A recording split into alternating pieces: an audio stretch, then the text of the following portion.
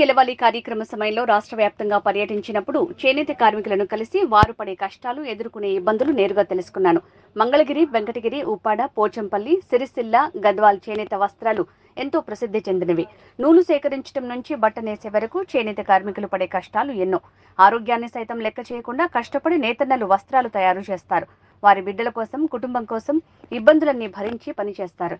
చేనేత కార్మికులు నూలు పోగుతో అద్భుతాలు సృష్టిస్తున్నారు. అందుకే చేనేత కార్మికులకు సంఘీభావంగా మనమంతా పండుగ రోజు చేనేత వస్త్రాలు ధరించి నేతన్నలకు అండగా నిలుద్దాం. మన చేనేత, మన సంస్కృతి, మన సాంప్రదాయాన్ని కాపాడుకుందాం. తెలుగు రాష్ట్ర ప్రజలకి నా హృదయపూర్వక నమస్కారాలు మరియు దసరా శుభాకాంక్షలు.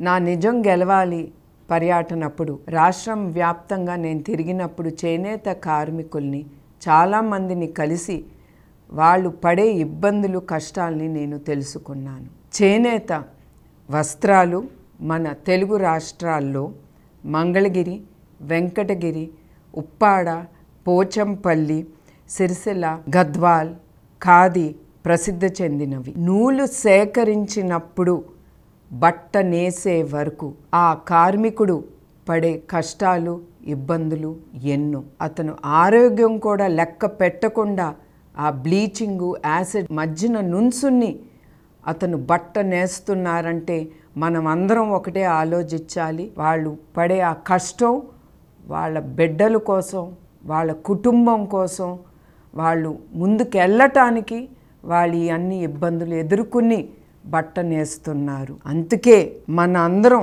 ఆ చేనేత కార్మికులు వాళ్ళు పట్టే నూలు పోగుతో వాళ్ళు అద్భుతాలని సృష్టిస్తున్నారు. చేనేత అన్నలకు సంఘీభావంగా రాబోయే పండగ రోజుల్లో మనం చేనేతర వస్త్రాల్ని ధరించి నేతన్నలు ఆనందంలో మనం కూడా వాళ్ళతో పాలు పంచుకుందాం. మన చేనేత, మన సంస్కృతి, మన సాంప్రదాయం.